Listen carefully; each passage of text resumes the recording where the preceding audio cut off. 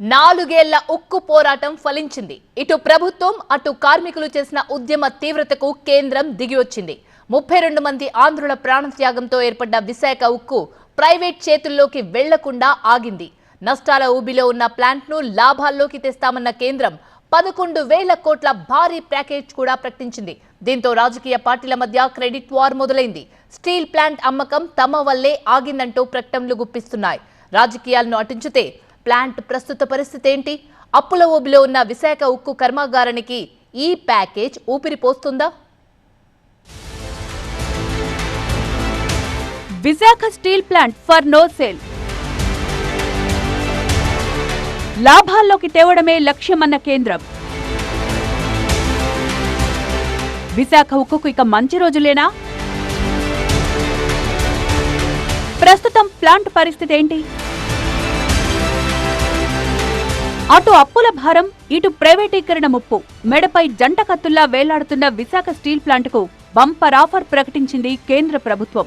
నష్టాల ఊబిలో ఉన్న విశాఖ స్టీల్ ప్లాంట్ను ఆదుకునేందుకు 11,440 కోట్లతో భారీ ప్యాకేజ్ ప్రకటించింది మోదీ సర్కార్. అదే సమయంలో ఇకపై విశాఖ స్టీల్ ప్లాంట్ ప్రైవేటీకరణ మాటే లేదని తేల్చి చెప్పారు కేంద్ర ఉక్కు శాఖ మంత్రి కుమారస్వామి. వైజాగ్ స్టీల్ ప్లాంట్ను దేశంలోనే నెంబర్ 1 చేస్తామన్న కుమారస్వామి 2 ఏళ్లలో ఉక్కు కర్మాగారాన్ని లాభాల బాట పట్టిస్తామని స్పష్టం చేశారు. I think Lord Venkateshwara is there. He has given us full blessing on us. We are going to successfully show that Visakhapatnam plant will be the number 1 plant in India in the steel production. That is my challenge I have taken. No, that's why actually we have worked out all these things. Privatization issue will not arise in INA issue. 2021 జనవరి 27న మోదీ అధ్యక్షతన జరిగిన cabinet committee సమావేశంలో Visakha steel plant ప్రైవేటీకరణ అంశం తెరపైకొచ్చింది. ఆ తర్వాత plant అమ్మకం దిశగా వడివడిగా అడుగులు పడ్డాయి. అయితే కేంద్ర ప్రభుత్వ నిర్ణయంతో కార్మిక ఉద్యోగ సంఘాల్లో ఆందోళన మొదలైంది. ఈ నేపథ్యంలో 2021 ఫిబ్రవరి 3న మొదలైన ఉక్కు పరిరక్షణ ఉద్యమం 4 ఏళ్లుగా సాగుతూనే ఉంది. చివరకు ఏపీలో అధికారంలోకి వచ్చిన కూటమి ప్రభుత్వం చేసిన ప్రయత్నాలు ఫలించాయి. దీంతో గతంలో విశాఖ స్టీల్ ప్లాంట్ను ప్రైవేటీకరించాలని నిర్ణయం తీసుకున్న కేబినెట్ కమిటీ సమావేశంలోనే అదే స్టీల్ ప్లాంట్కు 11,440 కోట్ల రూపాయల ఆర్థిక సాయం అందించాలని నిర్ణయం తీసుకుంది. కేంద్ర ప్రభుత్వ నిర్ణయంతో ఇటు ఎన్డీఏ కూటమిలోనూ అటు కార్మిక వర్గాల్లోనూ సంబరాలు జరుగుతున్నాయి. మోదీ ప్రభుత్వ నిర్ణయాన్ని స్వాగతిస్తూ విశాఖలో వేడుకలు చేశారు జనసేన నేతలు.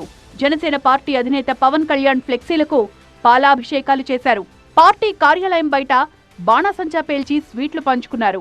ఈ ప్రాంతం యొక్క మనోభావాల్ని గౌరవిస్తూ ఇంత మంచి నిర్ణయం తీసుకున్నందుకు మనస్ఫూర్తిగా మోడీ గారికి, పవన్ కళ్యాణ్ గారికి, చంద్రబాబు ప్రత్యేకమైన ధన్యవాదాలు తెలియజేస్తా ఉన్నాం. ఇవాళ అందరూ కూడా కార్మికుల గుండెల్లో కానీ, విశాఖపట్నం ప్రజల గుండెల్లో కానీ, ప్రాంతవాసుల గుండెల్లో కానీ వీళ్ళందరూ కూడా స్థిరకాలం ఉండే విధంగా ఒక మంచి నిర్ణయం తీసుకున్నారు. కాబట్టి ఇవాళ ఒక పండుగ వాతావరణం. కేంద్ర ప్రభుత్వ నిర్ణయాన్ని హర్షిస్తూ కూర్మన్నపాలెంలోని స్టీల్ ప్లాంట్ ఆర్చ్ దగ్గర సంబరాలు చేశారు బీజేపీ నేతలు. ఈ సందర్భంగా లెఫ్ట్ పార్టీల యూనియన్లపై మండిపడ్డారు బీజేపీ నేత మాధవ్. సమస్య పరిష్కారం కావడం ఆ యూనియన్లకు ఇష్టం లేదన్న మాధవ్ కార్మికులను పక్కదారి పట్టిస్తున్నారని ఆరోపించారు. కేంద్రం ప్యాకేజీ ప్రకటిస్తే హర్షించే ధైర్యం లెఫ్ట్ యూనియన్లకు లేదన్నారు. ముఖ్యంగా కమ్యూనిస్టు యూనియన్స్ ఏవైతే ఉన్నాయో వాళ్ళకి ఇది మింగుడు పట్టడం లేదు. వాళ్ళు ఏ సమస్యను పరిష్కారం కాకుండా ఉండేందుకు ప్రయత్నం చేస్తారు. వాళ్ళు చేసే అన్ని ఉద్యమాలు, అన్ని సమయాలు కూడా ఆ దిశగానే వెళ్తాయి. చేసిన దాని గురించి ఈసమెంతైనా మాట్లాడకుండా పిచ్చి పిచ్చి మాటలు మాట్లాడటం, అప్పటికే పాంప్లెట్ రిలీజ్ చేసి మీరు తిప్పడం ఎంతవరకు సబబు అని అడుగుతున్నాం. మీకు స్టీల్ ప్లాంట్ రన్ అవ్వటం ఇష్టం లేదు. అది రన్ అయితే మీకు కాలం చెల్లిపోతుంది. మీరు చెప్పిన మాటలన్నీ కూడా తప్పని చెప్పి కార్మికులందరూ భావిస్తారు. కేంద్రం ప్రకటించిన ప్యాకేజీతో స్టీల్ ప్లాంట్కు మంచి రోజులు వచ్చాయన్నారు మాజీ MP GVL Narasimha Rao. Double engine సర్కార్తో అన్ని రంగాల్లో ఏపీ అభివృద్ధి చెందుతుందని సీఎం చంద్రబాబు సంకల్పించిన 2047 లక్ష్యానికి గట్టి పునాది పడిందని చెప్పారు జీవీఎల్. 100% ఉత్పత్తి సాధిస్తే సంస్థ లాభాల బాట పడుతుందన్న జీవీఎల్ ఆ దిశగా కేంద్ర ప్రభుత్వం కృషి చేస్తోందని చెప్పారు.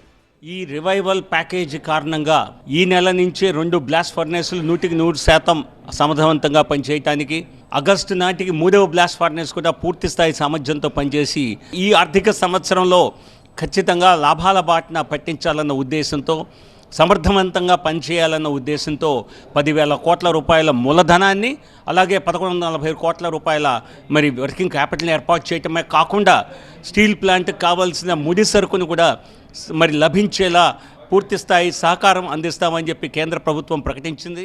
మరోవైపు గతంలో తమ ప్రభుత్వం చేసిన కృషి వల్లే స్టీల్ ప్లాంట్ ప్రైవేటీకరణ ఆగిందని చెప్తోంది YSR Congress party. Steel plant ప్రైవేటీకరణకు వ్యతిరేకంగా అసెంబ్లీలో తీర్మానం చేసి కేంద్ర ప్రభుత్వానికి పంపామన్నారు మాజీ మంత్రి గుడివాడ అమర్నాథ్.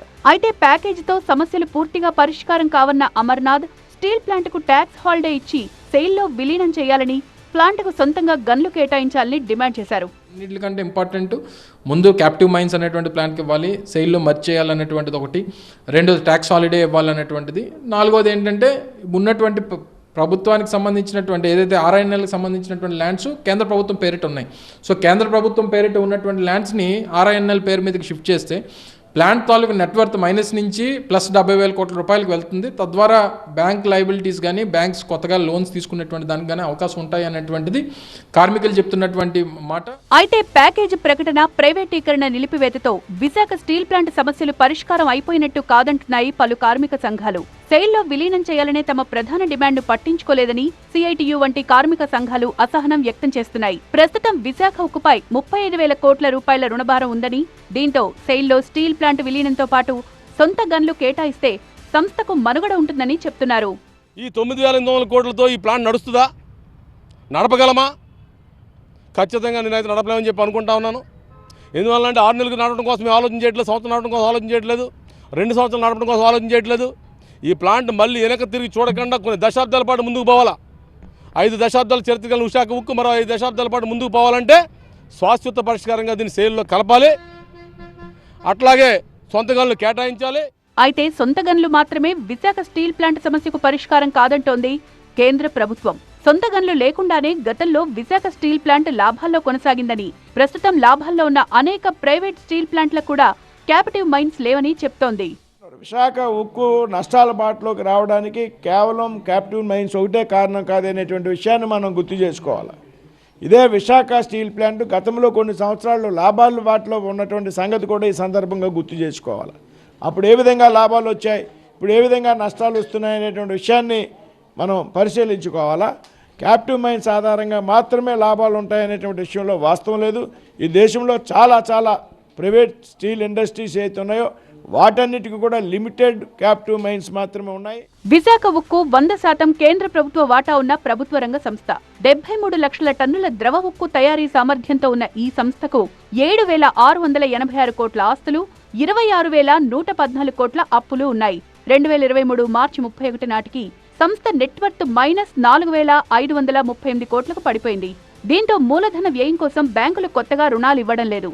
కేంద్ర ప్రభుత్వం తన ఈక్విటీ రూపంలో 10,300 కోట్లు సమకూరుస్తుండటంతో ప్రస్తుత ఆర్థిక సమస్యల నుంచి గట్టెక్కి దశల వారీగా పూర్తి సామర్థ్యంతో ఉత్పత్తి మొదలు పెట్టడానికి వీలవుతుంది. ప్రస్తుతం ప్లాంట్లో బ్లాస్ట్ ఫర్నేస్ 1, 2లు పనిచేస్తున్నాయి. ప్రతిరోజు 14,000 టన్నుల ఉత్పత్తి జరుగుతోంది. ఆపరేషనల్ పేమెంట్స్, ముడిసరుకు, కాంట్రాక్టర్లకు చెల్లించాల్సిన బిల్లులు, ఉద్యోగుల PF, ఇతర బెనిఫిట్స్ వంటివన్నీ కలిపి 17,000 కోట్లు చెల్లించాల్సి ఉంటుంది. అయితే కేంద్రం ప్రకటించిన ప్యాకేజీతో ఆర్థిక సమస్యలు అధిగమించి పూర్తి స్థాయిలో 3 ఫర్నేస్లు ఈ ఏడాది ఆగస్టు నుంచి పనిచేసే పరిస్థితి కనిపిస్తోంది. ఇన్నాళ్లు ఉత్పత్తికి అవసరమైన ముడి పదార్థాల కొనుగోలు చేయడానికి నిధులు అందుబాటులో లేక స్టీల్ అమ్మగా వచ్చిన మొత్తాన్ని సరఫరాదారులకు ఇచ్చేశారు. దాంతో ఉద్యోగులకు జీతాలివ్వలేని పరిస్థితి వచ్చింది. ఇప్పుడు కేంద్రం 11,440 కోట్లు సాయం చేయడం వల్ల ముడి పదార్థాలకు నిధుల లభ్యత పెరుగుతుంది. ఉద్యోగులకు సకాలంలో జీతాలిచ్చే సౌలభ్యం కలుగుతుంది. గతంలో మాదిరిగానే నెలాఖరున జీతాలందుకునే పరిస్థితి వస్తుంది. 3వ బ్లాస్ట్ ఫర్నేస్ కూడా ఆగస్టు నుంచి ప్రారంభమవుతుందని ప్రకటించిన నేపథ్యంలో 7.3 మిలియన్ టన్నుల ఉత్పత్తి దిశగా కర్మాగారం ప్రయాణం మొదలవుతుంది. మరి ఈ చొరవతో స్టీల్ ప్లాంట్ లాభాల బాట పడుతుందా, లేక పాత కథే పునరావృతం అవుతుందా చూడాలి.